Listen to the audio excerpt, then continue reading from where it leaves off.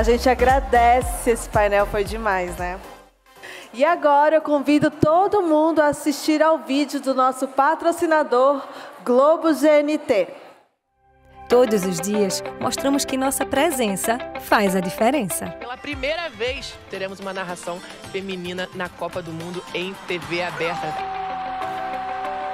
Que nossa opinião faz a diferença.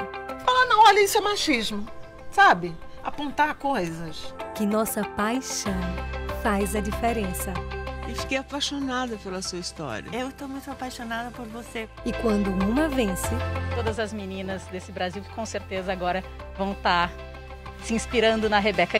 Todas vencem. Ocupar os espaços que escolhemos é um caminho sem volta para nós. E para aquelas que nos guiaram até aqui, saibam, vocês jamais serão esquecidas. Eu acho que viver é você ter esse processo de transformação pessoal, para não ficar nunca na área de conforto. Tocante escutar a Glória Maria. Rastreadores de dados estão por toda parte e monitoram as nossas atividades, enquanto celulares e relógios inteligentes registram os nossos movimentos e as suas câmeras gravam as nossas vidas. Tecnologias de vigilância doméstica estão se popularizando e nos gerando diversas questões sobre privacidade.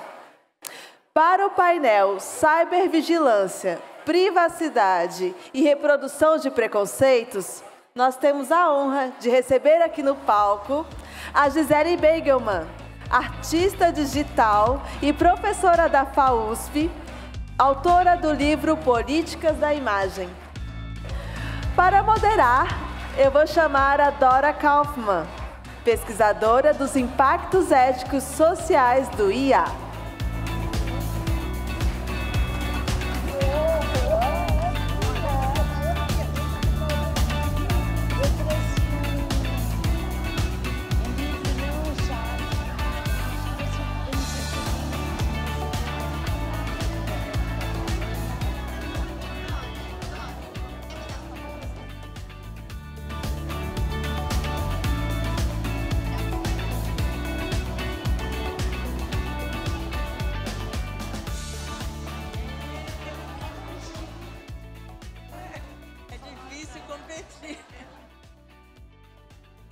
Oi a todos. Nós estamos aqui comentando que depois desse painel anterior é difícil competir do ponto de vista de emoção, de atenção de vocês, né? É muito difícil. Vamos passar para um outro assunto muito mais árido, mas também muito importante. Bom, primeiro eu queria agradecer a Regina, que está ali, pelo convite, e também dizer que acho que é quase óbvio que é uma honra estar aqui com a Gisele, uma pessoa que eu admiro a vida inteira, desde o primeiro momento que eu comecei a segui-la.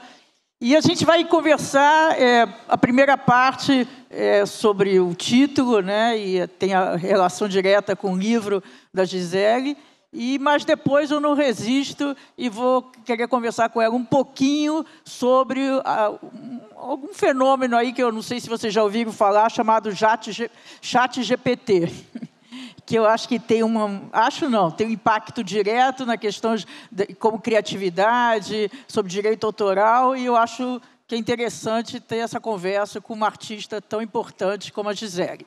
Bom, então, começando, nós temos lá o controle do tempo, uma das características, né, eu sou estudiosa, eu sou pesquisadora, sou estudiosa da inteligência artificial, e uma das características dessa tecnologia é a complexidade que tem a ver com as ambivalências, né? É uma tecnologia que eu desconheço uma aplicação que não tenha simultaneamente externalidades positivas e negativas.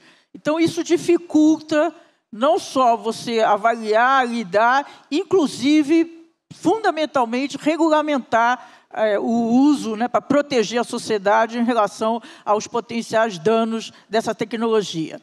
Então, essa questão dos dados de vigilância, que é um dos temas que a Gisele aborda no livro dela, tem o outro lado, porque nós vivemos cotidianamente enfrentando dilemas, né? Porque a mesma quantidade de dados que são captados, armazenados e utilizados, dados pessoais, eles servem para coisas positivas e para coisas negativas, né? Eles possibilitam, por exemplo, os dilemas, né? Segurança, privacidade, conveniência, privacidade. Então, eu queria um pouco... existe uma tendência, assim, muito, principalmente na área de ciências sociais, de ressaltar muitas críticas, o lado negativo. Só que eu acho, e assim, é o que eu tenho tentado fazer nesses anos, é ter uma visão mais abrangente, né? Como é que a gente enfrenta exatamente essa ambivalência dessa tecnologia? Então, eu queria um pouco ouvir a Gisele, como é que a gente enfrenta o fato de que existe... real, né? A questão da vigilância é real, tanto do ponto de vista das empresas, dos governos, das instituições em geral. Como é que a gente enfrenta essa questão se, ao mesmo tempo, esses dados permitem inúmeras vantagens? Por exemplo, os governos, chamado governo tecnológico, eles têm um poder de vigilância sobre o cidadão inédito, mas, ao mesmo tempo, ele oferece para o cidadão um facilitador e reduz o custo do país, que é muito importante do ponto de vista de desenvolvimento, né? Se a gente vê, Londres é a terceira cidade do mundo com o maior número de câmaras espalhadas por todas as ruas. Em 2019, incluiu o sistema de inteligência artificial, mas, ao mesmo tempo, tem um padrão de segurança também diferenciado em relação às outras grandes capitais. Então, como é que a gente concilia esse conflito, esses dilemas? Então, bom, primeiro, boa tarde já quase a todos, todas e todes. É uma felicidade, primeiro, ver tantas mulheres reunidas. Sinceramente, é emocionante. É uma coisa de uma presença, é a nossa ocupação do espaço, né? De todos, o informacional, comunicacional, presencial. Eu agradeço muito ao convite da Maria Laura para que eu estivesse aqui e não posso deixar de plagiar a Dora Kaufmann. A honra é a minha, né, de estar aqui com ela, e a dificuldade de começar depois de um painel tão significativo como esse que nos antecedeu e com o qual eu divido aí várias questões. Então, Dora, eu acho que é inegável nós pensarmos que as práticas tecnológicas são ambivalentes, mas quanto mais as inteligências artificiais se consolidam como grande agente tecnológico, mais fica claro que as grandes questões que nós estamos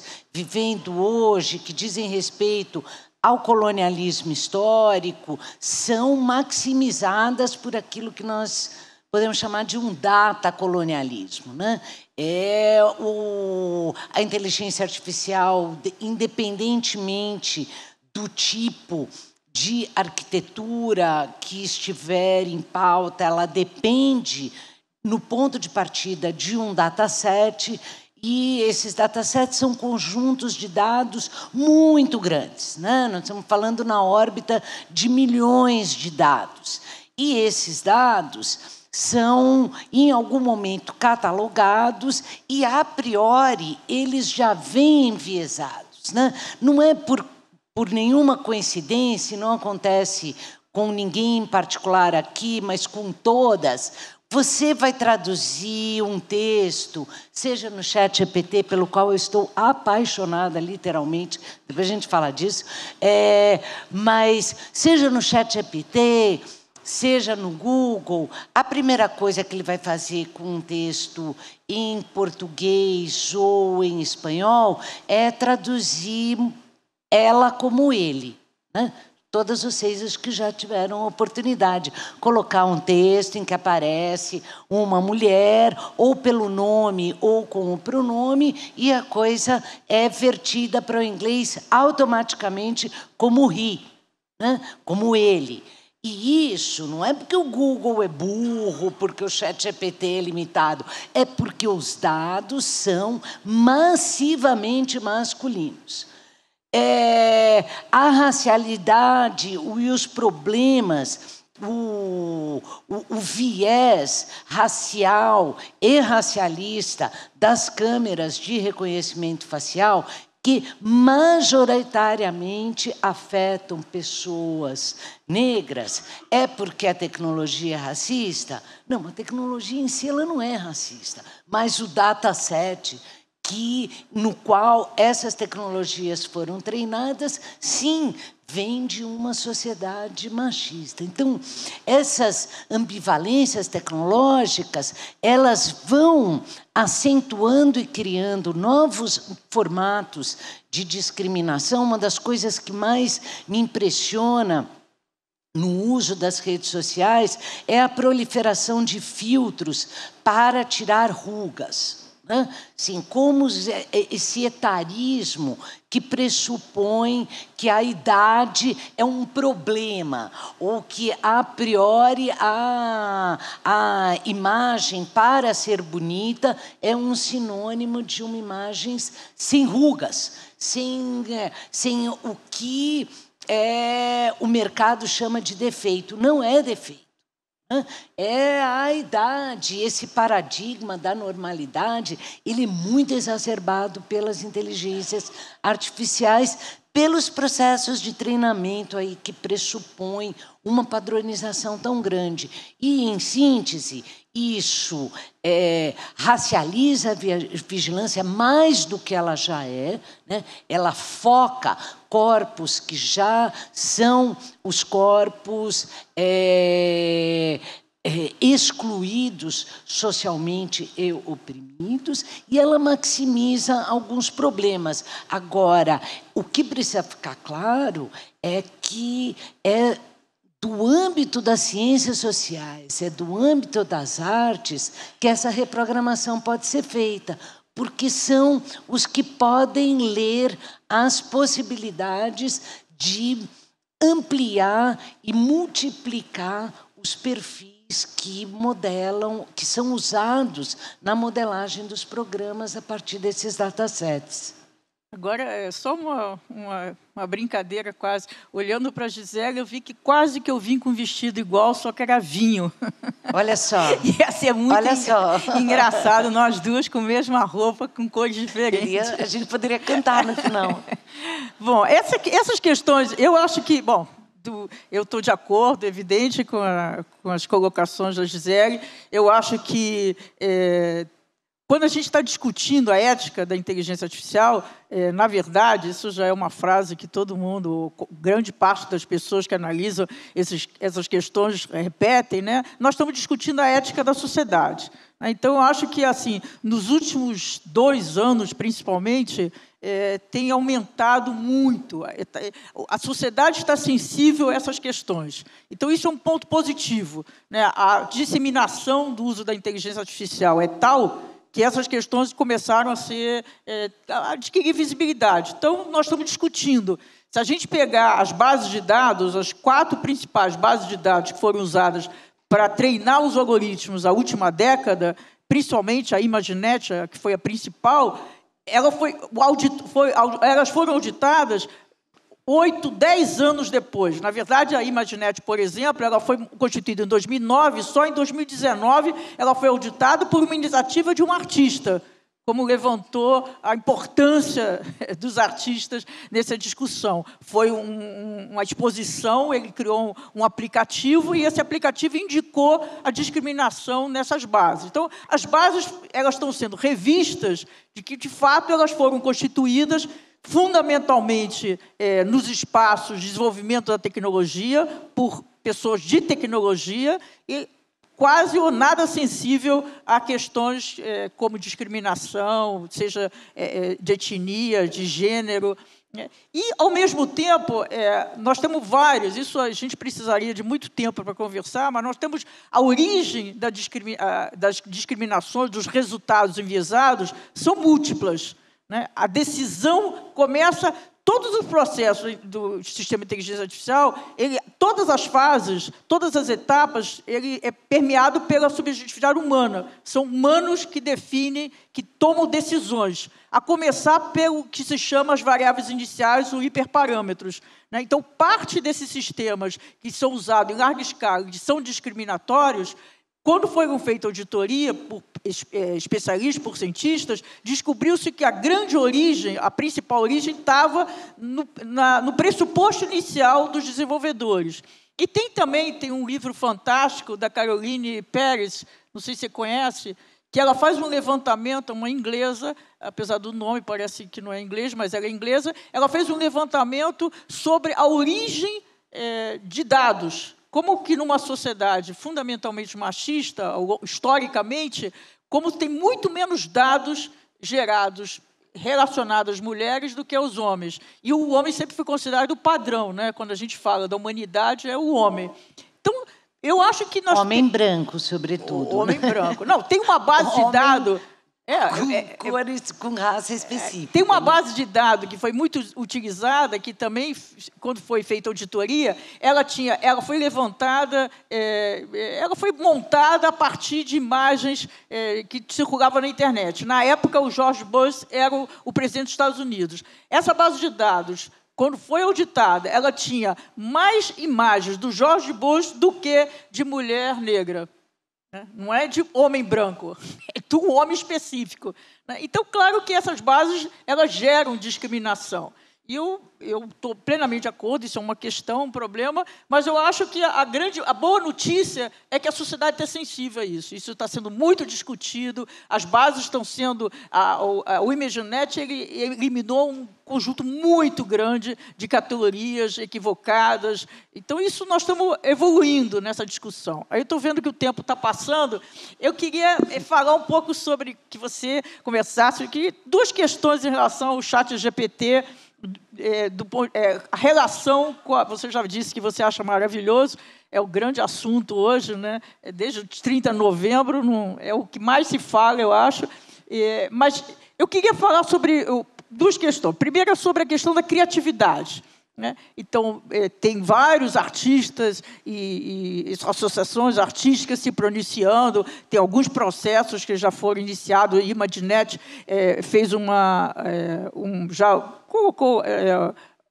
Desculpa, o Get Image já fez um processo na Inglaterra e na Califórnia contra esses modelos, porque uma das grandes acusações é que ele não cria nada novo. Na verdade, todas as imagens, a chamada IA generativa, quando ela gera imagem com base num conjunto de imagens que foram produzidas por outros. Né? Então, mas aí eu penso assim, que o artista, qualquer criativo, o artista, inclusive, ele também cria a partir de referências. Né? Então, da sua opinião, você que é artista, não é a minha área, em absoluto, qual é a diferença do ponto de vista da criação de um sistema que busca, que gera alguma coisa original a partir de imagens que já estão feitas, que já foram feitas por outro, ou o artista que ele cria a partir de referências que também foram criadas? Qual é a diferença do ponto de vista do valor, da qualidade dessa criatividade? Não, eu acho um atraso de vida esse tipo de processo. Eu falo, gente, sabe aquelas caixas de sabão, as Brillo Box do Andy Warhol, vão fazer 60 anos. E ainda alguém quer vir discutir direito autoral. E lembro, tem uma frase célebre do Andy Warhol, que é simplesmente um dos maiores artistas mesmo do mundo e da história, que ele não havia sido selecionado para um salão de arte bem no começo da carreira, porque trabalhava com cópias de publicidade revisitadas. E recebeu como parecer que o trabalho não era original. Ele respondeu, se você quer originalidade, vai no supermercado, porque no supermercado que os produtos têm que brigar entre si com os rótulos mais únicos, porque no fundo, muitos são os mesmos. Não é do campo da arte, acho que podia voltar mais para trás, desde o Duchamp, né? Você me perguntava qual é o encantamento de uma roda de bicicleta em cima de um banquinho, eu falo, gente, mas esse é o marco da arte contemporânea. Ou seja, a arte contemporânea, ela pressupõe uma cultura não de canibalismo, mas de apropriação. O que seria na música sem o remix? O que seria de nós sem a tropicália, sem a antropofagia? Ou seja, a arte, ela opera por apropriação, por atualização, desde sempre. A criatividade não está no original, no único, até porque isso não existe. Isso é uma invenção de um mercado do século XIX. Nós estamos no século XXI.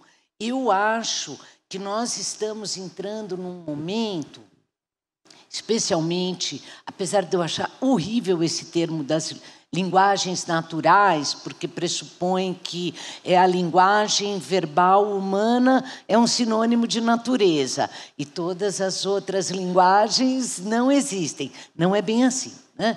A gente sabe que um mundo múltiplo é um mundo multiespécies, e, enfim. Mas, apesar desse cacoete, eu acho que essas linguagens naturais, especialmente no campo das imagens, eu tenho achado incrível essa relação do text to image, né, do texto para a imagem, e essa operação posterior da imagem para a imagem. Os adendos em cada um desses momentos impedem que você estabeleça qualquer tipo de pressuposto que isso é uma apropriação indébita da obra de outra pessoa, porque ela foi ressignificada. O que nós estamos é no desafio que nós podemos apontar para a mais complexa cultura visual já feita e produzida na história, e o limbo da padronização absoluta. Eu falo, a grande vítima desse processo é o Van Gogh, né? Qualquer manual de ensino, o que é style gun, como é que você incorpora, né, estilos de uma imagem a outra, dos mais banais, dos blogs mais que ninguém lê, até o Photoshop, todos vêm com uma imagem do Van Gogh. Eu falo, o Van Gogh não merece. E não é isso que é arte, copiar Van Gogh, a não ser que você copie com uma maestria como um Andy Warhol, como um Richard Prince, que vai lá e bate a foto da propaganda de Marlboro, tudo igual, e fala, é minha. Né? Eu que fiz, eu que fui lá e que copiei. Então, essa questão da cópia, ela tem que estar muito bem conceituada para chegar nessa estatura. Se não, ela é uma atrofia completa do imaginário e um desserviço à história da arte, o que é uma pena, porque esses recursos realmente eu tenho trabalhado nos meus projetos artísticos aí há 2 anos com inteligência artificial, e especialmente essa virada que nós estamos vivendo desde o fim do ano passado, já é um antes e depois, já são outras imagens. Isso não é TikTok, todo mundo fazendo a mesma coisa, com o mesmo filtro. Isso é uma potência como nunca nós tivemos. E nós temos que, para, de fato, enriquecê-la, problematizá-la e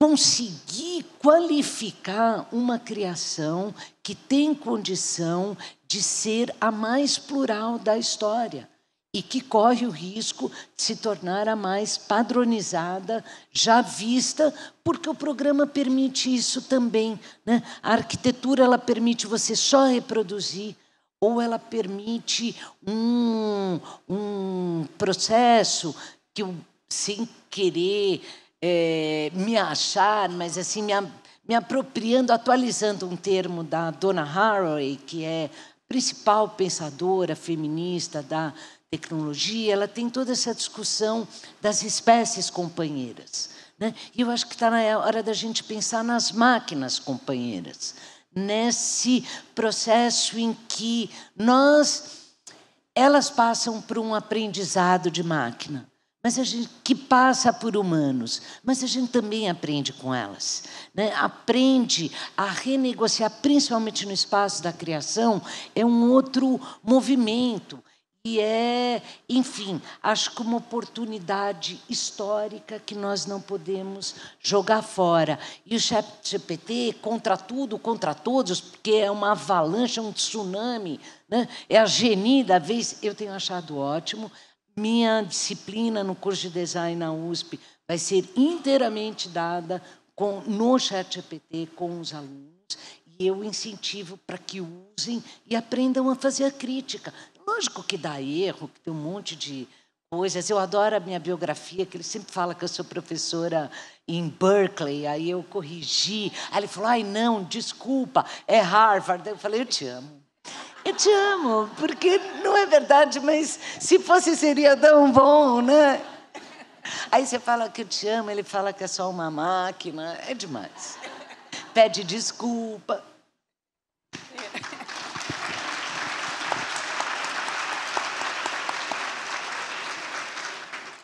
Pedir desculpa é o momento mais lindo, né, do ChatGPT, quando ele fala, desculpe. Genial tudo que a Gisele falou, claro. E eu acho que uma das mensagens que eu acho que você está passando, que eu estou plenamente de acordo, é que nós temos que experimentar, né? Se a inteligência artificial ela tem de larga escala, ela tem só uma década, que é muito pouco tempo.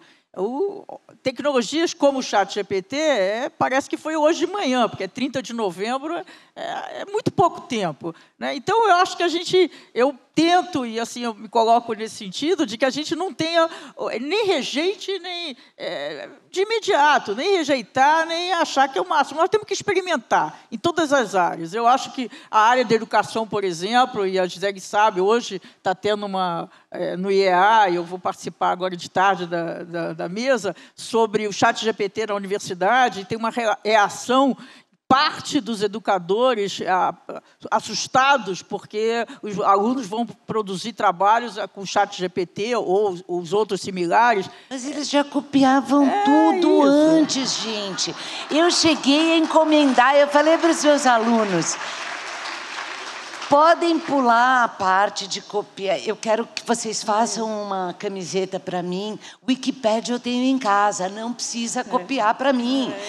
Sempre copiar. Isso, assim, é os professores que têm que incentivar. Não, mas mais interessante que saiu agora, dia 1º de março, uma pesquisa que foi feita pela Wharton Foundation, com uma pesquisa de credibilidade, e eles fizeram um levantamento, uso na educação nos 3 primeiros meses do ChatGPT, e constataram o percentual de professores usando é muito maior do que os alunos.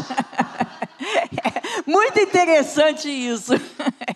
E isso muda, assim, não é o avalanche que os alunos vão mudar, mas os professores estão usando como auxiliar, né, como em várias etapas, né? Mas, de fato, eu acho que a grande dificuldade que a gente tem, nós, seres humanos, de lidar, é que a gente tem as famosas premissas e a gente não consegue pensar novas premissas na velocidade que essa tecnologia está atuando. Agora, no ponto de vista, qual é o que eu vejo, assim, não é que eu vejo, é na natureza dessa tecnologia, dessa arquitetura, é o fato de que ela não nos dá referência, né? Diferente numa pesquisa, por exemplo, no Google, que ele dá as referências, o link, e isso te permite buscar confiabilidade, fazer a curadoria de uma forma mais segura. Porque eu vou lá, quando eu quero saber notícia, por exemplo, de um jornal, eu vou no Google e eu busco os veículos de comunicação que eu tenho que tem mais credibilidade para mim. Então, isso ele não te dá as fontes, né? Então, uma das discussões também que está tendo no meio artístico é a acusação de plágio. Só que tem uma contradição, por quê? Como ele não te dá as fontes, como é que você, artista, eu tenho visto várias declarações de artista, eu tenho a impressão que eles desconhecem como é que funciona, de fato, essa arquitetura, porque se não te dá a fonte, como é que você prova, principalmente em processos jurídicos, que ele te copiou?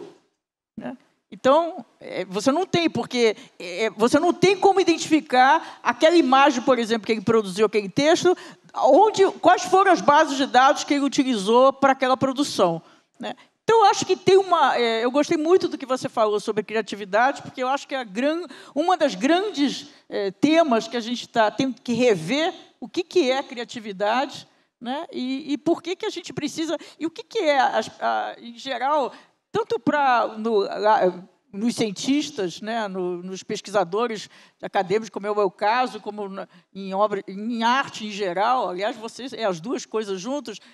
Algumas pessoas têm a impressão de que a gente acorda e, de repente, tem uma ideia genial. Né? E a criatividade não é isso. Nem para você ser disruptivo, eu já vi tempo esgotado, já li.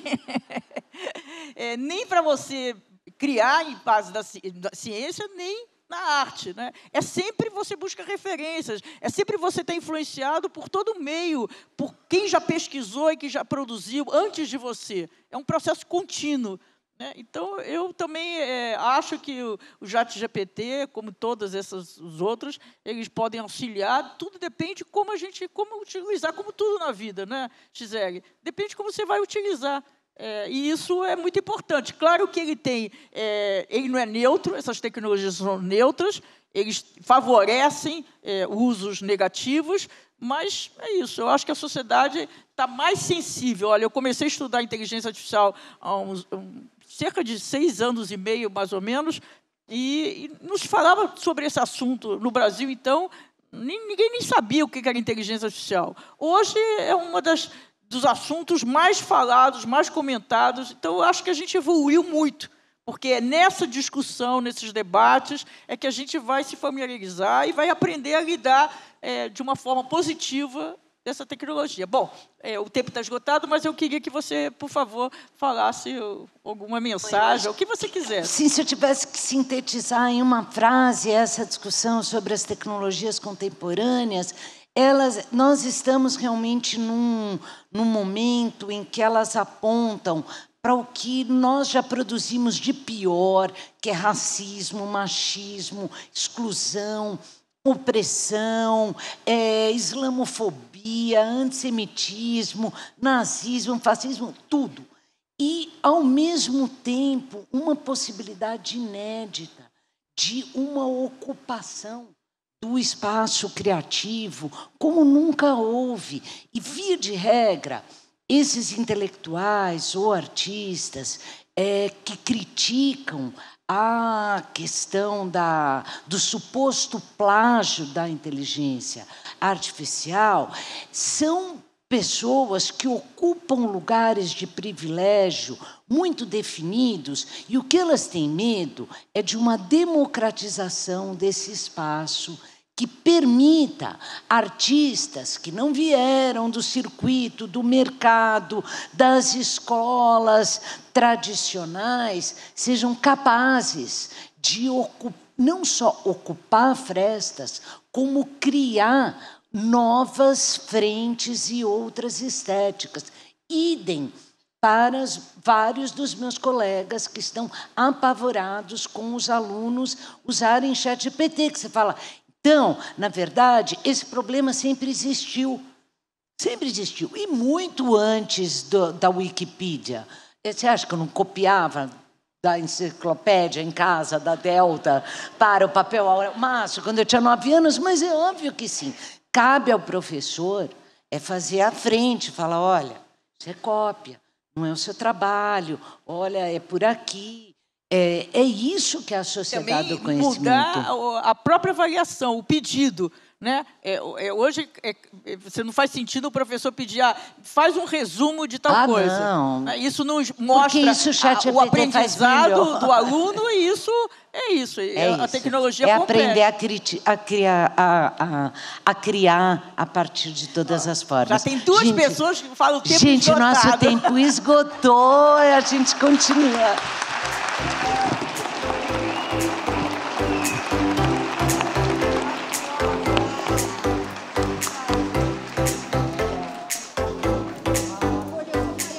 Mulheres, muito obrigada, foi incrível. E nesse momento, nós convidamos todas, todos, todes, para que se dirigem ao foyer para desfrutarem de um coquetel. E que possamos também, e aí eu vou pedir para que todo mundo preste atenção e levem os seus pertences, tá bom? Porque nós vamos reorganizar o salão e o almoço será servido aqui em breve. Obrigada, até já!